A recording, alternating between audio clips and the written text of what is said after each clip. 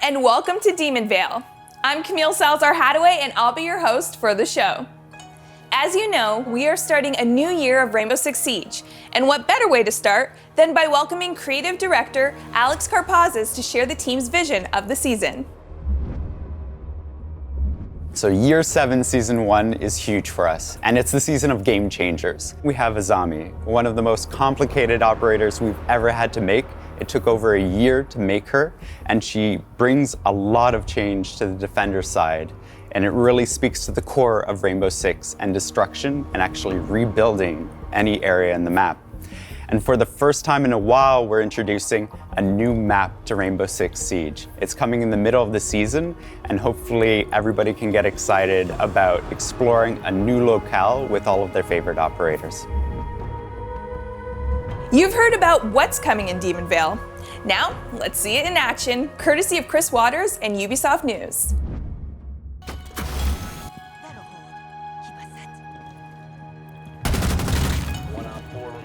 Demon Vale es la primera temporada del año 7 de Rainbow Six Siege, lo que le da la oportunidad de marcar la pauta para el próximo año.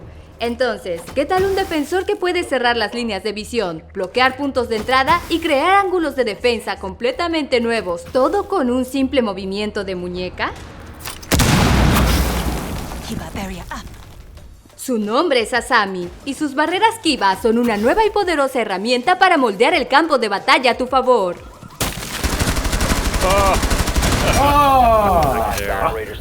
Yo diría que eso es empezar con fuerza, pero aún no hemos terminado. Se avecina un cambio de equilibrio para Goyo. Todas las miras 1.0 van a ser universales y tendrás nuevas y lujosas excavaciones para destruir más adelante en la temporada en el nuevo mapa de las llanuras Esmeralda. Además, el repique de atacantes aporta otra opción estratégica a la fase de preparación y el deathmatch por equipo llega a Rainbow Six Siege para quedarse.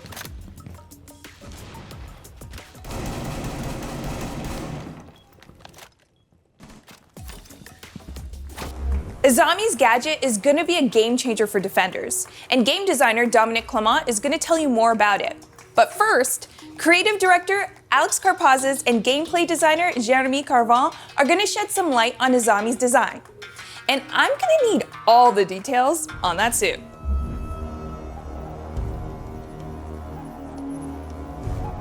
When we looked at Azami's visual identity, we actually looked towards the Japanese security police. So these are bodyguards that protect VIPs that are both domestic and international.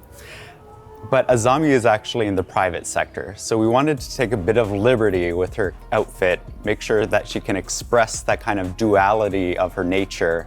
And that's how we ended up with this striking suit that Azami's wearing. When we wanted to talk about Azami's visuals, specifically her face mask, we wanted a bit of mystery there for her. This is a piece of fashion in Japanese culture that's existed forever, and we wanted to make use of it. So it was an ideal way of showcasing her kind of more hidden side. It's the first time in a while that we've actually hidden the face of a female operator, and this was kind of a unique opportunity for us to do that. We worked with our Japanese colleagues and poured through a bunch of kimono patterns and traditional patterns from the Japanese culture, and we actually settled on cranes because it was a nice kind of analogy for her gadget. The cranes are very powerful, and we kind of see that in her operator icon as well, where the crane kind of transforms into her gadget, which are the kunai. A big thing we're really happy to announce starting in season 1 is a huge tech upgrade that we're bringing to the faces of our operators in the future. So this starts with Azami, where we've redone a whole bunch of things such as skin shaders, hair shaders, eye shaders. We've also upped the amount of poly count for the headgear and the face itself. And so you'll see a lot more life and a lot more detail in future operators. And because Azami's wearing a mask, we wanted to make sure that you could see the full kind of upgrade, and we're including this with our benchmark character, which was Thunderbird. So in season 1, you're going to see Thunderbird and Azami both using this kind of new tech we've developed, and the team's worked incredibly hard to make sure we'll bring new life to our characters. So the main goal with this improvement of technology is not only to connect better with the characters, but also to make sure that we have all the tools necessary to have a diverse cast, that we're not held back by what kind of character designs we want. And so you're gonna see this in our customization and our new operators that are coming in year 7. I think the first part when you try to design a gadget is to really understand what is the gameplay mechanics behind it. What we were looking for was something super sharp, something that can stick into a wall, like pierce the wall and stay in place into it. The kunai came pretty naturally. That's a very, very iconic shape. And when we saw it, we knew that that was the thing we were looking for. The second part is the patch. For the patch, we were looking for something that can adapt to a lot of different situations, like collisions and props and so on. And so we went to internet and we were looking for the chemical reactions that we can find. And we found one that transformed a gas into something solid. And we decided to take that road. And that's why on the kunai, we added these 2 canisters. So one is for the gas and the other is it's the compound that solidifies the gas. And finally, the last part is the arm mechanism. Azami is a bodyguard. She's a very high fashion operator. So we thought that it was cool to hide something on her arm to add this mechanic to our dressing. So for the very first time in Siege History, we're going to have an operator that can patch up holes. Azami brings the kiba barriers, which are a kunai-shaped device that you can throw, and when it sticks, it will release a gas that will quickly solidify into a bulletproof surface. So the idea of having an operator that can patch up holes is something that comes up pretty much every time you ask someone to come up with an idea for an operator. We've had many operators that can destroy the map in many different ways. When you think about Siege, you think about destruction, you think about how the map can really change all the way throughout the round. There weren't any ways to rebuild the map, and we come up with this idea of having something that you can throw and really be free in the way you want to deploy your patch. The role of Azami is really an anchor. You know, she's an architect, so you want her close to the objective. You want her close to your anchor players so she can provide the necessary cover for them. You want her close to the walls that you're gonna expect some form of breach. So you want her on site. That's where she's the strongest.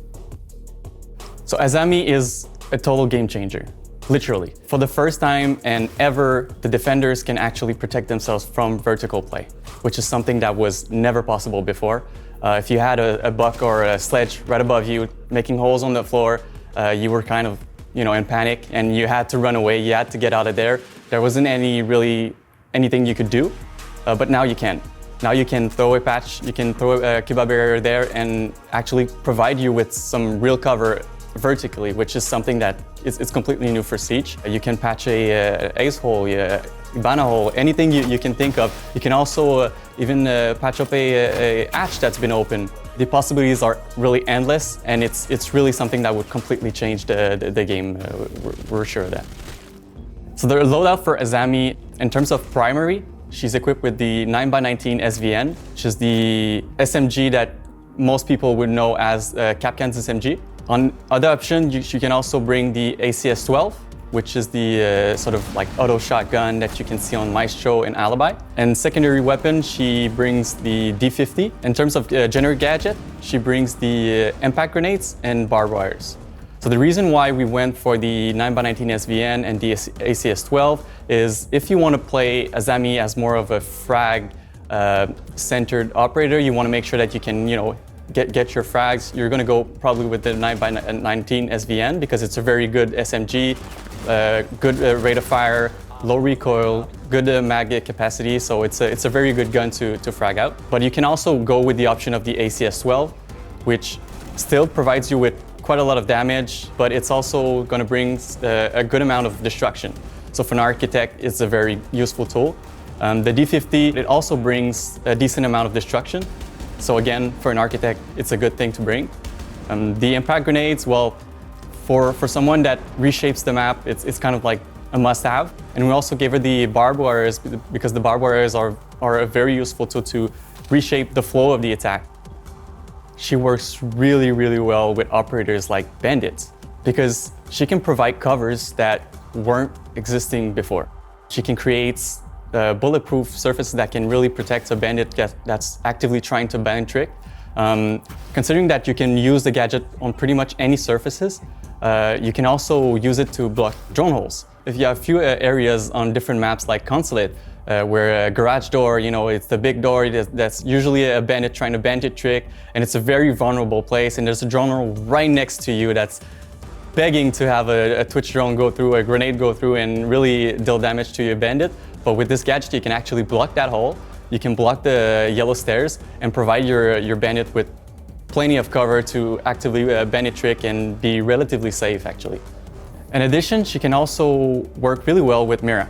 With her gadget, she can actually create half reinforced wall. It's not the same as like an actual reinforced wall, but you can place it on the soft wall, so you can really create some really exciting new ways of setting your defense. Since the gadget is bulletproof, it's going to be a very useful tool to protect you, but you can't really rely too much on it because it's also very easy to deal with. Any explosive will destroy the gadget. It also can be destroyed by 3 melee hits if you don't have any explosives at your disposal. Your best bet to really deal with this gadget is to bring operators like Zofia, Ash. These are very useful operators that can destroy the gadget from afar with their gadget. You can also bring Flores. Flores is also a very good operator for this gadget because with one RC drone, you can destroy a whole cluster of them. And otherwise, your classic, your grenade, and again, pretty much any form of explosives will destroy them really easily. So you can rely on the gadget to protect you from bullet, but you have to be careful that it's not going to be permanently on the map. Attackers will have a relatively easy way to deal with them. So it's a temporary fixture. So many players will tell you that Velvet Shell is probably one of their favorite season. One of the reasons for this is because we introduced Mira, which was a huge change for the meta and a huge change for the way people actually played the game. And we're kind of hoping for the same thing with Azami. She brings such a exciting and such of a creative gadget that we're really hoping to see the game kind of like switch into a completely different ways of defending and completely different ways of setting your different sites and different defense. And it's very exciting operators to introduce into the game. In addition to the new operator, Demon Veil is bringing back something I know you all are excited to see: a new map. Let's get a close look at where you'll soon be having close encounters. Here's level designer Josim El Rene.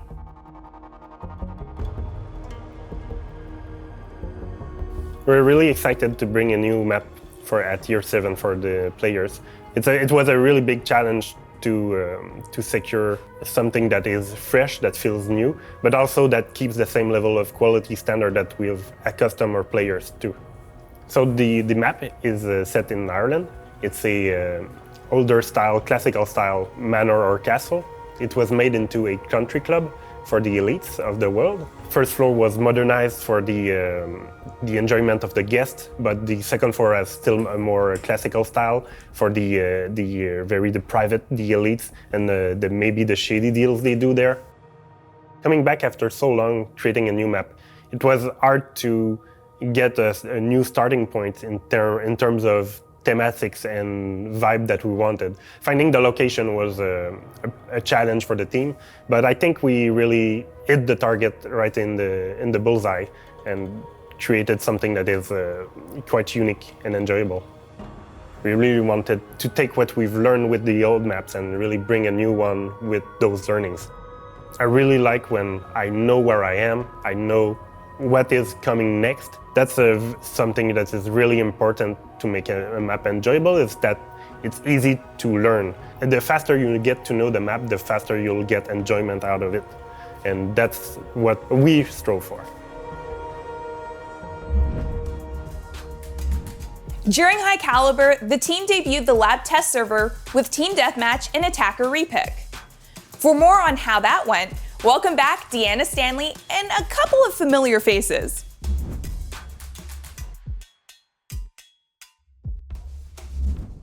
Our first lab test server was super successful for us. Our team really enjoyed watching our content creators and players discover these features for the first time, so it was really great. We showcased team deathmatch and attacker repick.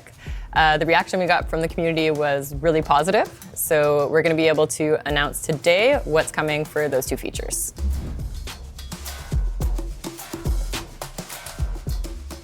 So we are super excited to finally let players play attacker epics. We've been talking about that for a while. And going through player feedback, we see that everything was working as expected for us. It was easy to use, the technical aspects were working as well. It's obviously a big meta change, but we'll monitor that during the live phase. We will be able to tweak anything if needed. I think it's very important to have it finally available to start the new year. And I think it will be very exciting to see how it changes the distribution and the way players play the game, especially in attack. We were happy to release the attacker epic in the lab TS because it's a very special environment. You don't have to test other features, and so that allowed us to have feedback very focused on that feature. So that helped us a lot trying to know what was working and what wasn't working in the feature. So yeah, thank you to everyone that played on the lab test server. It made a huge difference for us, gave us the confidence to be able to release that feature. We're really thankful for that.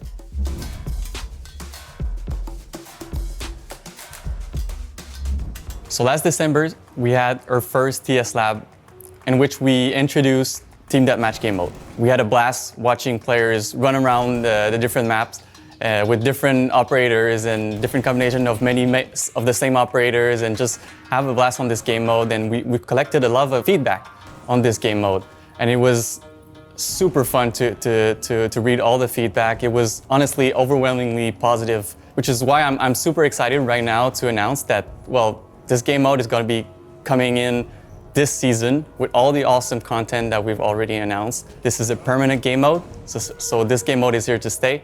And we're super excited for you to jump in and get more people to experience this awesome game mode that we worked on. We worked really hard to make sure that we could release it as soon as possible, so we're going to release it this season. But do expect more update following the release, such as we know that you want to see more maps to be added in the game mode. We're working on this. We're also looking at improving our spawning system, because that was also something that was said in the feedback that we could implement and we could maybe make better. So we're actively working on this. So expect more update following the release to make sure that the game mode is at the top tier.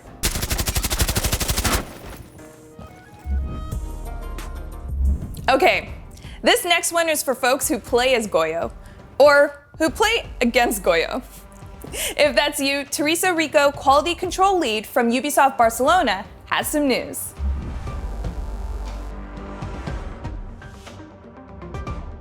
Currently, Goyo's explosive canister is attached to a deployable shield, which allows defenders to use the gadget more aggressively and hold the strong positions from behind the shield. The main issue we've spotted with the current system was that Goyo was picked mainly because of the shield. And the meta evolved in a way that he became an issue for competitive, because attackers needed a lot of explosive and utility just to deal with him.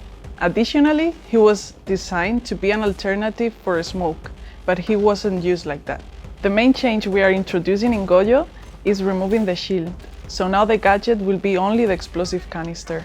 This should encourage players to use it for what it was designed, time and area denial.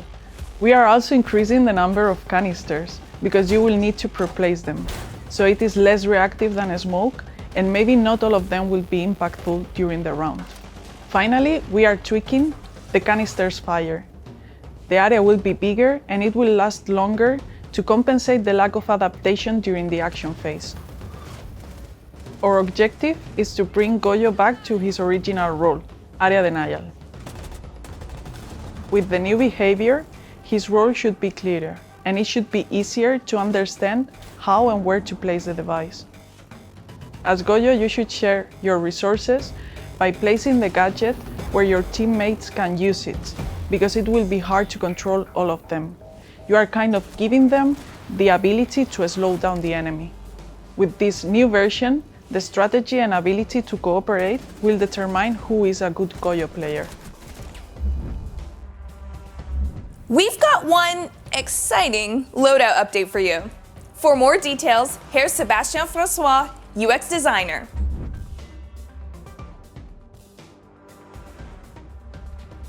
So when we released new sites and scope in Year 5 Season 3, we opted to distribute them in a way that would make each operator loadout feel special and unique. But we realized that players felt frustrated that they didn't have access to all the sites on any weapon.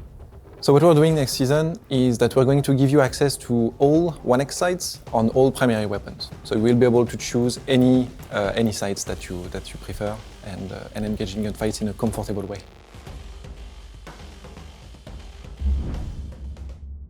Our PC players have been using the match replay feature to analyze tactics and strategy, learn from their mistakes, and create content.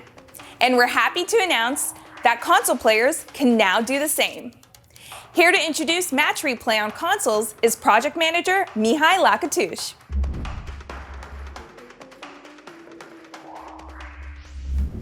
Yes, indeed, you heard it right. Match replay is coming to console finally. We're so happy to give this feature to our console players. We've been waiting for a long time. I know they've been waiting also for a long time, so we're pretty excited and happy to offer this feature with the new season that is coming. So first of all, I just want to let you know that our console players, they've always been in our focus. We always wanted to give this feature to them. It's just that on console, we want to have a certain degree of quality.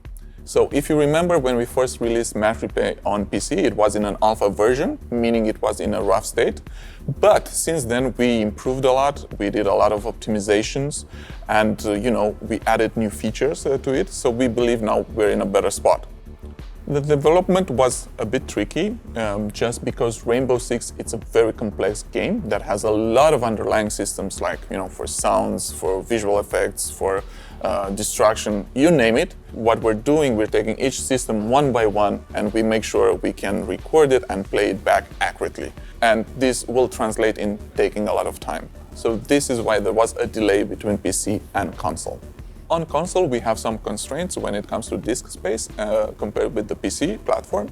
So this is why we will be able, with our first version, to guarantee you that you will have your latest 2 hours of your gameplay available. Also, we're gonna still keep the 12 replays, maximum amount of replays, but your latest 2 hours will be there. So after these 2 hours, when we reach this limit, we will start deleting your oldest replay. But be assured, your 2 hours are there to be watched and create your awesome moments. Demon Veil will also be launching with some new player protection measures, and Emmanuel Larive from the player behavior team is here to tell you more.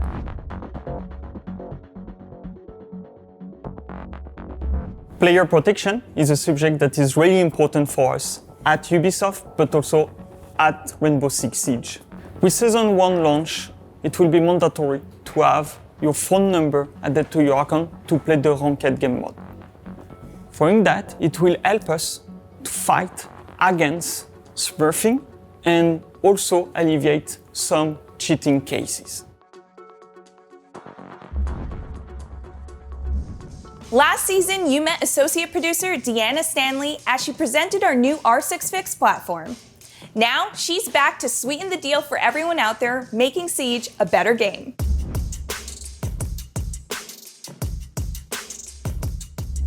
So the launch of R6 Fix 2.0 went really well for us. We saw a lot of engagement from our players. We saw a boost in tickets created, especially right at the launch. So we were super happy with how it went. So it's been super helpful for the dev team, specifically when users have been raising these issues, especially for those rare, harder to pin down issues. We're really appreciative to our community. We consider that the launch was a success. We saw 1,400 daily visits to the website, and it's compared to 300 in the same period last year. So we think that the version 2 and its improved user experience really made a difference for our players. So as we mentioned last season, we do have some news to share about our new incentive program. So starting with the Year 7 Season 1 season test server, we'll be tracking the issues that players enter on R6 Fix. Depending on the severity of the bug that's reported, a player can get up to 12 alpha packs that guarantee 4 rare, 4 epic, and 4 legendary items per season.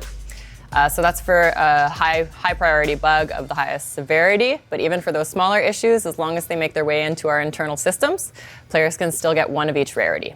So we hope that this is going to help our players feel incentivized for the help that they're providing the dev team. We're super appreciative of players who are spending their time to help us identify those issues, and we're happy to be able to just give something back. So we hope this is going to be a first step, and we hope we're going to be able to do more stuff like this in the future. So even though this launches with the Year 7 Season 1 test server, it also applies to live servers. So starting with the opening of the test server, you can report any issue on the live game or on the test server, and that's going to count towards your rewards for this season. We're super thankful to our players. We're excited for this year. We hope that these changes are going to be a positive thing for them and help them feel more heard, because our number one priority is making sure that our community knows that we're working for them. We want to keep the game as enjoyable as possible, and we know that sometimes it can take time, but hopefully the incentive program is going to be a first few steps towards regaining that trust with our community. You've got a great look at everything Demonvale will bring this season. And it's almost the end of the show, but as you know, we aren't quite done yet. During the reveal of High Caliber, we introduced you to the camera lose signal update that disconnected defenders' cameras for a few seconds when placed outside. This change is scheduled to go live this season. Experience all the content dropping with Demonvale on February 21st. And one more thing, here's an exclusive elite skin for Nomad. Enjoy.